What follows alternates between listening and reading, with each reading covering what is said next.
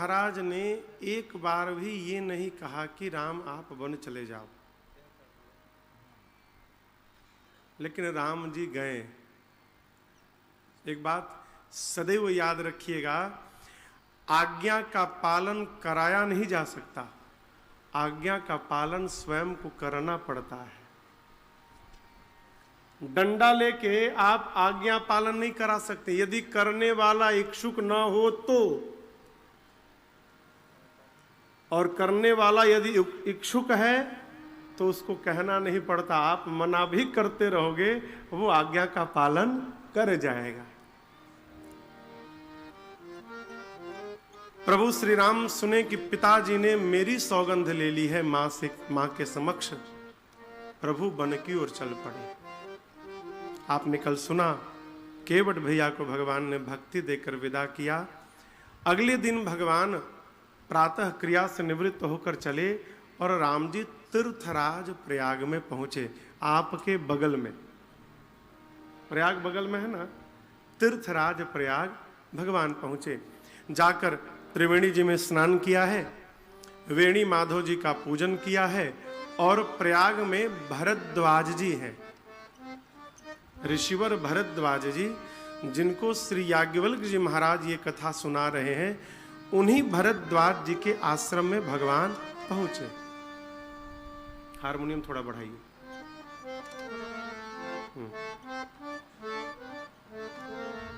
भरद्वाज जी ने कंदमूल फल दिया, भगवान पाने लगे।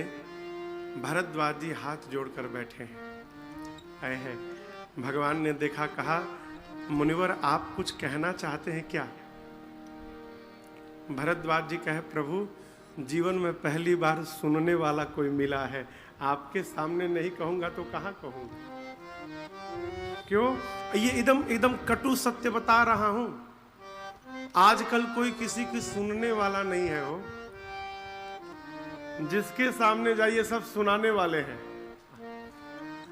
आप गए अपनी समस्या लेके, तो आपसे बड़ी समस्या लेके वो बैठे हैं। हाँ? भरद्वाज जी ने कहा, प्रभु एक बात कहनी है। क्या? आज सुफल क्या? तप तीरथ त्यागो, और आज सुफल जप जोग विरागो। श्री भरद्वाज जी कहते, प्रभु मेरे जीवन भर का तप सफल हो गया। आज तक मैंने जितनी माला रगड़ी प्रभु सब सफल हो गया। हे राम जी, मैंने जो विषय का त्याग किया सफल हो गया। प्रभु मैंने जो तीर्थ में वास किया सफल हो गया। राम जी बोले, एक ही बार में सब सफल हो गया? बोले, प्रभु एक ही बार नहीं, एक क्षण में सफल हो गया। कैसे हो गया? भरद्वाज जी कहते हैं, राम तुम ही अवलोकत आजू।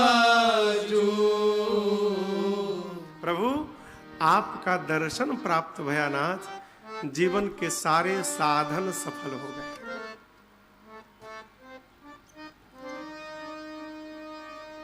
हम लोग भजन पूजन करते हैं, इसलिए करते हैं कि घर में खूब रुपया बढ़ जाए,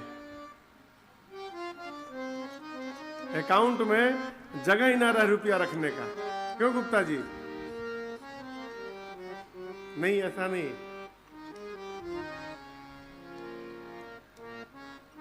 जीवन में किए गए परमार्थ का केवल एक ही फल है, भगवत भक्ति प्राप्त हो जाए।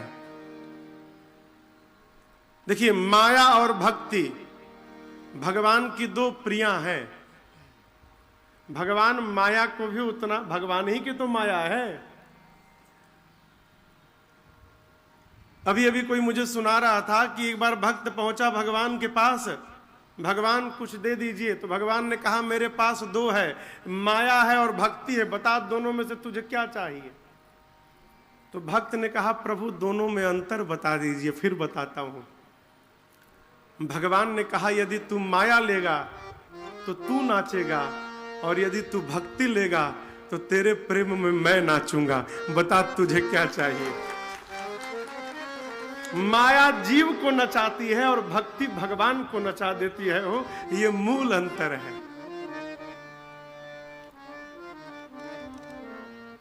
जीवन में किए गए सत्कर्म का एक ही फल है, क्या?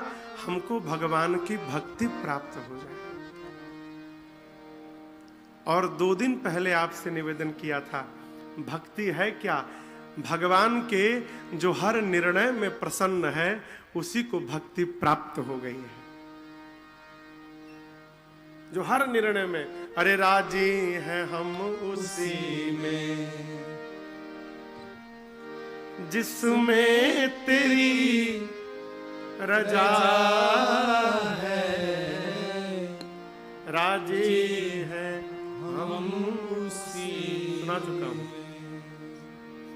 इस बात को धीरे धीरे साधने का स्वभाव बनाया जाए।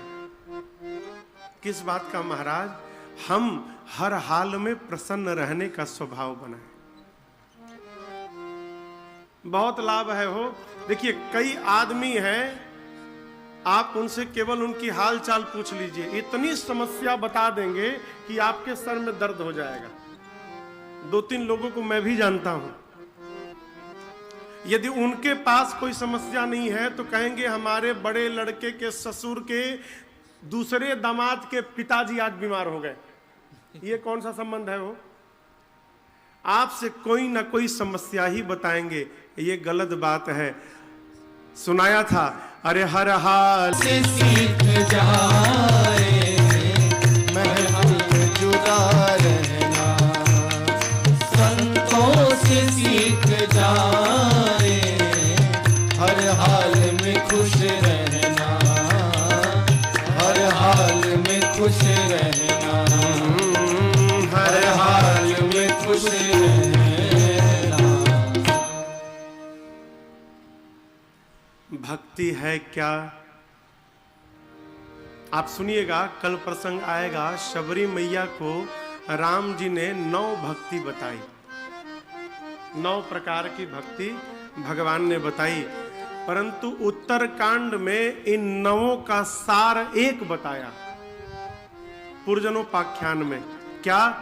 सरल सुभाय नमन कुटिलाई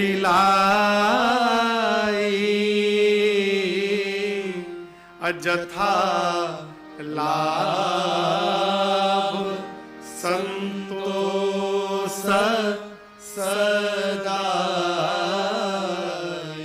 राम जी कहते हैं 9 भक्ति को मिला दिया जाए तो जो सार भक्ति निकलेगी वो क्या है? सरल स्वभाव नमन कुटिलाई। सबसे पहले इसको साधा जाए, मन में, जीवन में सरलता आए। क्यों? जितनी बनावट रखिएगा हो उतना बिगड़ने का भय बना रहेगा। जितना बनाइएगा बिगड़ने का भय बना रहेगा। जितना लीपा पोती करिएगा, क्षमा करिएगा, आजकल शादी ब्याह खुले में होता है, मुक्त आकाश में, कहीं छिपने का भी जगह नहीं है। पूरा डेंटिंग पेंटिंग करके गए और कहीं बारिश हो गई तो फिर तो भगवान ही मालिक है। कथा क्या कहती है माई बाप? जितना बनाइएगा बिगड़ने का भय बना रहेगा। बनाने का काम नहीं है। हो, जैसे है वैसे ही भगवान के सामने पहुंच जाइए। बनाना ही नहीं। हो? सरल स्वभाव न मन कुटिलाई। मन में कुटिलता ना रहे। किसी के उत्कर्ष को देखकर हमको पीड़ा न हो, किसी के सुख को देखकर हमको कष्ट न हो। यदि हमारा ऐसा मन और जीवन है तो समझिए हम भगवान के भक्त हैं। भरद्वाज जी कहते हैं, प्रभु आपसे एक वरदान चाहिए। क्या चाहिए? कहते हैं, निज पद सरसिज सहज स्नेह। प्रभु आप अपने चरणों में हमें सहज प्रेम प्रदान करिए, इसके अलावा हमें आपसे कुछ नहीं चाहिए। क्या प्रदान करिए? कहिए कहिए। सहज प्रेम। प्रेम तो प्रेम है, ये सहज प्रेम कौन सी बला है हो? सहज प्रेम क्या है शुक्ला जी?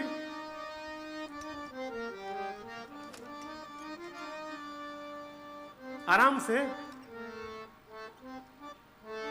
प्रेम तो प्रेम है, सहज प्रेम का क्या अर्थ? कोई आडंबर ना हो। अच्छा,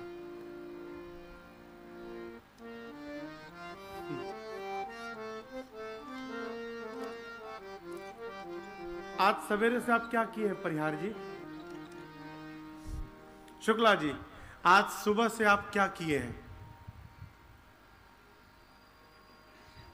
जनता की सेवा किए, अब फिर यहां पर आ गए अपनी सेवा में, प्रभु की सेवा में। अच्छा, ब्रश नहीं किए सुबह?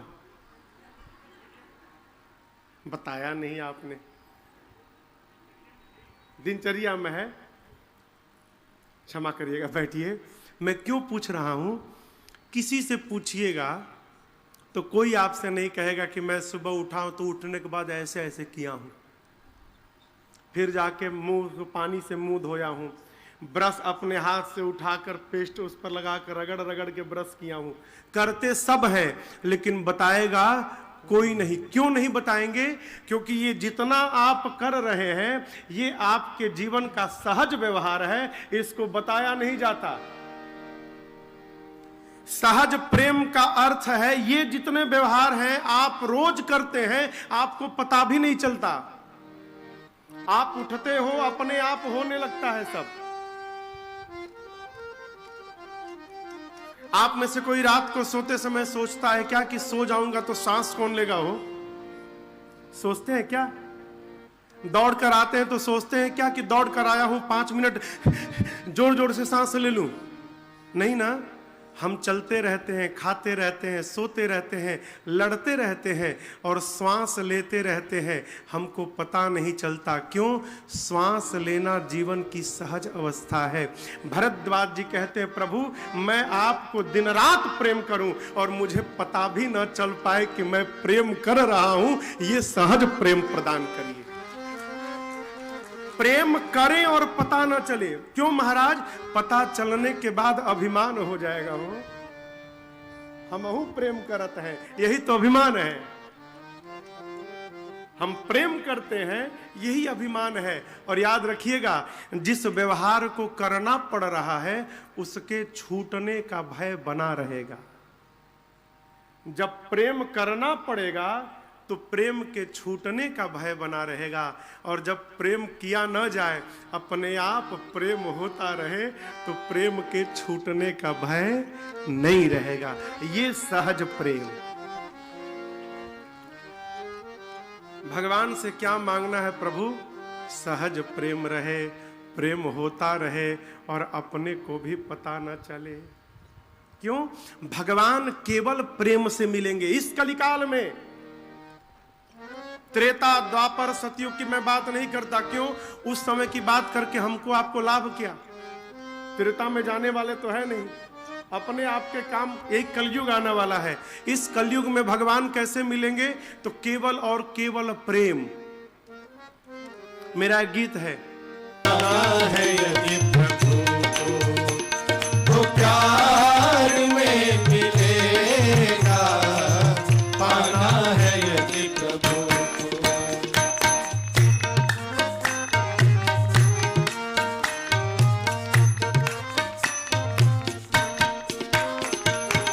कहने का मेरे केवल इतना समझ लो आशय। कहने का मेरे केवल इतना समझ लो आशय। आंखें होकर तुम्हारी एक जलाश्रय, आंखें होकर तुम्हारी एक प्यार का जलाश्रय। आंख, लाल रंग का चश्मा लगाइएगा तो दुनिया किस रंग की दिखाई पड़ेगी? लाल। पीले रंग का चश्मा लगाइएगा तो दुनिया कैसी दिखाई पड़ेगी? पीले रंग की। हरा लगाइएगा तो दुनिया हरे रंग की। और यदि प्रेम का चश्मा लगा लीजिएगा तो जहां जाइएगा केवल प्रेम ही प्रेम दिखाई पड़ेगा।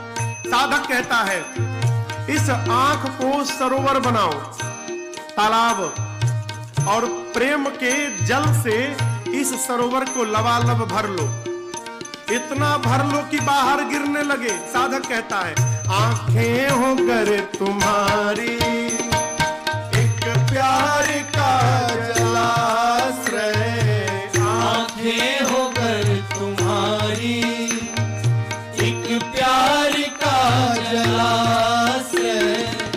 प्रेमाश्रु में नहाता, प्रेमाश्रु में नहाता, जलधार में मिलेगा पाना है यही, मझधार में मिलेगा पाना है यदि प्रभु को, तो प्यार में मिलेगा।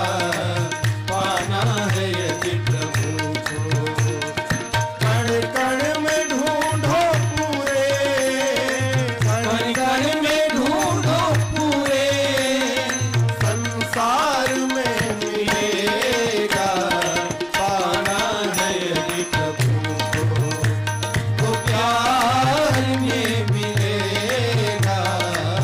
पाना है यदि प्रभु को, पाना है यदि प्रभु को, पाना है यदि प्रभु को। कैसे मिलेंगे? तो बस प्यार में मिलेगा, पाना है यदि प्रभु को। भगवान इस कलिकाल में केवल और केवल प्रेम से प्राप्त होते हैं। वो ज्ञान से मिलते ना तो कल केवट को भगवान न मिले होते। मिलते क्या? ज्ञान से यदि भगवान मिलते तो शबरी को भगवान का दर्शन न हुआ होता। प्रेम होगा तो हमको भी मिलेंगे। लोग कहते हैं महाराज भगवान नहीं मिलते, इसका अर्थ है कि हम अभी भगवान को प्रेम नहीं करते। सब नकली प्रेम, नकली। असली होगा ना तो आपको नहीं ढूंढना पड़ेगा, आपको ढूंढते ढूंढते भगवान आपके पास चले आएंगे। कब? जब असली प्रेम होगा तब।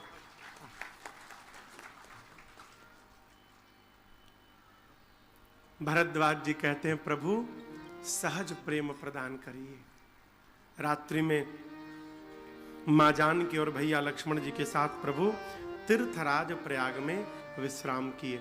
अगले दिन भगवान प्रातः क्रिया से निवृत्त भय और भरद्वाज जी से भगवान ने कहा नाथ कहिया हम के ही मग जानी। नाथ कहिए हम किस मार्ग पर जाएं। अब यहां पर एक विचारणीय प्रश्न है।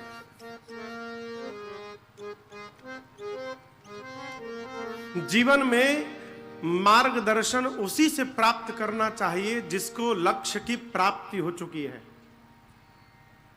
सबसे रास्ता भी नहीं पूछना चाहिए। क्यों महाराज? अरे जो स्वयं भटका हुआ है वो आपको क्या रास्ता बताएगा? जो स्वयं रास्ते की तलाश में घूम रहा है वो क्या रास्ता बताएगा? यहां पर राम जी के साथ निषाद राज गुह भी साथ में चल रहे हैं। गंगा पार करने के बाद भगवान ने केवट जी को विदा किया था। केवट जी को भेजने के बाद भगवान ने कहा निषाद जी आप भी जाइए। निषाद जी ने कहा प्रभु आप जहां तक कहिएगा मैं चलूंगा, मेरा रास्ता देखा हुआ है, आपके लिए कुटिया बनाकर और आपको व्यवस्थित करके मैं वापस चलाऊंगा।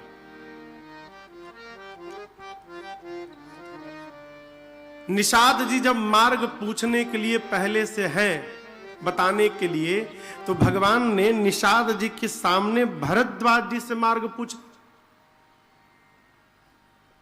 आप यदि हमको कहें कि चलिए महाराज मैं सतना का रास्ता देखा हूं, आज रात को पन्ना निकलूंगा मैं कथा के बाद, तो आप में से कोई महाराज चलिए मैं सतना तक रास्ता देखा हूं, आपको बताऊंगा रास्ता।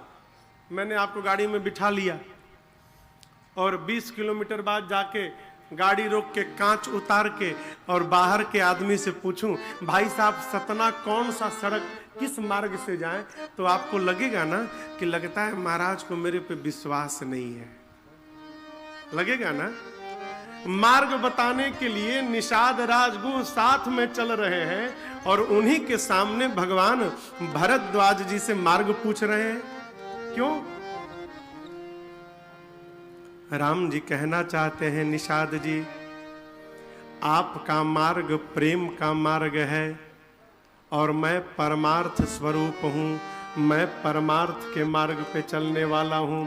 और ये भरद्वाज जी परमार्थ पथ परम सुजान। गोस्वामी जी ने भरद्वाज जी का परिचय दिया था दूसरे दिन की कथा में, तो बताया था कि भरद्वाज जी परमार्थ के पथ पे चलने वाले हैं। राम जी क्या बोले? राम जी क्या बोले? मैं परमार्थ हूं, मैं चलूंगा तो परमार्थ के ही पथ में चलूंगा। जीवन में उसी के पथ का अनुकरण करना चाहिए माई बाप, जिसको अपने लक्ष्य की प्राप्ति हो चुकी है। नारायण, एक मेरे पास फोटो आया था, फोटो पांव के चिन्ह, पांव में रंग लगाकर जब आप चिन्ह लगाइएगा तो बीच का भाग गड्ढा होता है पांव में, तो चिन्ह में ये आएगा और ये आएगा, बीच में खाली रह जाएगा। तो पिता के पांव का चिन्ह था बड़ा सा, बीच में खाली स्थान था, और जो खाली स्थान था उसी में उस पिता के छोटे से बच्चे का पांव चिन्ह आ गया था। आप मेरी बात समझ रहे हैं ना? पिता के पांव का चिन्ह था तो ऊपर का भाग और नीचे का भाग आया, बीच में जो खाली स्थान गड्ढा होता है ना पांव में, तो वो नहीं आता है अंक चित्र उसका। तो खाली स्थान जितना बड़ा था उतना ही बड़ा उसके बच्चे का पूरा पांव था। उसी खाली स्थान में उस बच्चे का पांव आ गया। नीचे एक बड़ी अच्छी बात लिखी थी। पिता कहता है बेटे जीवन में संभल संभल के कदम रखना। तो बेटा कहता है पिताजी से, पिताजी मुझे संभलने की आवश्यकता नहीं है, संभलने की आवश्यकता आपको है। क्यों? मैं वही कदम रखूंगा जहां आपका कदम पड़ा है, मैं आपके कदम के पीछे चलूंगा। आप संभल जाओगे तो मैं ऐसे ही संभला हुआ हूं। हम यदि संभाल कर जीवन जिएंगे माई बाप, तो हमारे पीछे आने वाले अपने आप संभल जाएंगे। हमें रास्तों की जरूरत नहीं है, हमें तेरे पैरों के निशान मिल गए हैं। हमें रास्तों की कोई आवश्यकता नहीं माई बाप, अपने श्रेष्ठ के नक्शे कदम पर चल पड़ी है माई बाप, सदगुरु के पथ पर चल पड़ी है। राम जी को मार्ग पूछना है, लेकिन राम जी भरद्वाज जी से कहते हैं मुनिवर हम किस मार्ग में जाएं? अब यहां एक बड़ी अटपटी बात, रास्ता तब बताया जा सकता है जब मंजिल का पता हो। हम आपसे यदि कहें कि हमको इलाहाबाद प्रयाग जाना है, किधर जाएं? तो आप कहेंगे महाराज इधर जाइए। यदि कहूं मुझे सतना जाना है तो आप कहेंगे महाराज इधर जाइए।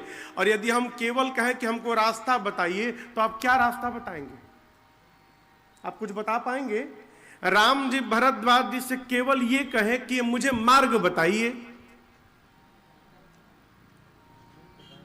भरद्वाज जी पड़े चक्कर में हम क्या मार्ग बताएं और क्या बताएं इनको, किधर जाइए।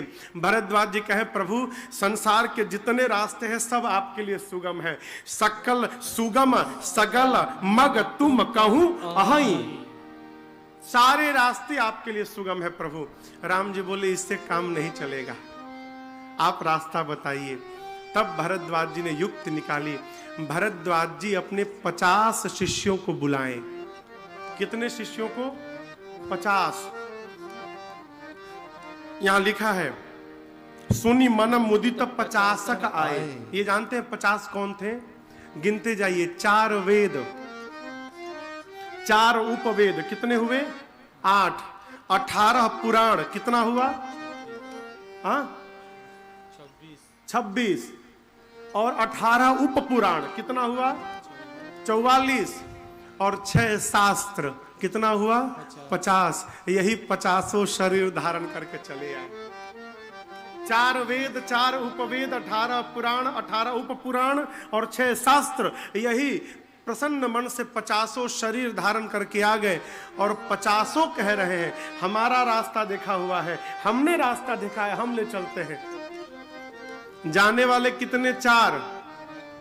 रास्ता बताने वाले कितने? 50। यही आजकल की समस्या है। आप कह भर दीजिए कि जाना है, किधर से जाएं, 50 आदमी रास्ता बताने के लिए आ जाएंगे आपको। भरद्वाज जी ने 4 लोग थे जाने वाले, इसीलिए 4 लोगों को बुलाया, 4 ब्रह्मचारियों को। कौन? 4 जो वेद स्वरूप थे, उन चारों को भगवान भरद्वाज जी ने भगवान के समक्ष बुलाया। क्यों? जीवन में, ये कथा कहती है माई बाप, जीवन में जब कोई मार्ग दिखाई न पड़े तो वेद के द्वारा बताए हुए मार्ग का पालन करना चाहिए। जब जीवन में हमको कोई मार्ग बताने वाला ना हो तो धर्म के मार्ग का चयन करना चाहिए। वेद भगवान क्या कहते हैं? चारों वेद स्वरूप बटु आगे आए, भगवान को दिया भरद्वाज जी ने। प्रभु ने भरद्वाज जी के चरणों में प्रणाम करके विदा मांगा और विदा मांगकर चल पड़े। चलते चलते यमुना जी का पावन तट आया। मैं भी प्रयाग से आया तो यमुना जी का तट मिला था बगल में। भगवान यमुना जी के तट पर आए और वहां से निषाद राजगुह को विदा किया, चारों शिष्यों को विदा किया और वहां से भगवान अकेले अकेले चलने पड़े। जब भगवान अकेले अकेले चल पड़े ना, सीता जी, राम जी, लक्ष्मण जी, तो मार्ग में लोग मिलते हैं, बनवासी लोग, कोलभील लोग। अभी हमसे कोई कह रहा था कि महाराज, शायद शुक्ला जी आप ही कह रहे थे कि कौन, तिवारी जी कह रहे थे कि यहां पर रीवा का लोकल कोई नहीं है, सब लोग बाहर के हैं। अभी 3-4 दिन पहले कोई कह रहा था कि यहां पर जो महाराज जितने लोग रीवा में हैं, लोकल कोई नहीं है, सबके पूर्वज यूपी बिहार से आकर यहां बसे हुए हैं। हाँ, अब हमको तो जो बताया गया हम कह ही रहे हैं भाई, सही है। अब आपस में फरिया लीजिए आप लोग। परिहार जी कह रहे सही नहीं है, वो कह रहे सही है, तो हम कहां से बीच में? आपस में आप लोग सुलझ लीजिए। लेकिन उस समय कोलभील थे यहां, जंगली लोग, और वो जंगली लोग भगवान को देखकर दौड़ कर गए। अब राम जी की आयु 16 वर्ष से अधिक नहीं भई। राम जी सदैव 16 वर्ष की अवस्था के रूप में दिखाई पड़ते थे। जाने के समय भी जब पूरा लीला स्मरण करके भगवान धरती से साकेत जाने लगे, उस समय भी लगता था कि भगवान 16 वर्ष। कहते हैं, ये बताइए, आपके माता पिता को आप पर दया नहीं आई है? जिस रूप को आंखों में छिपा के रखना चाहिए, उस स्वरूप को वन में भेज दिया।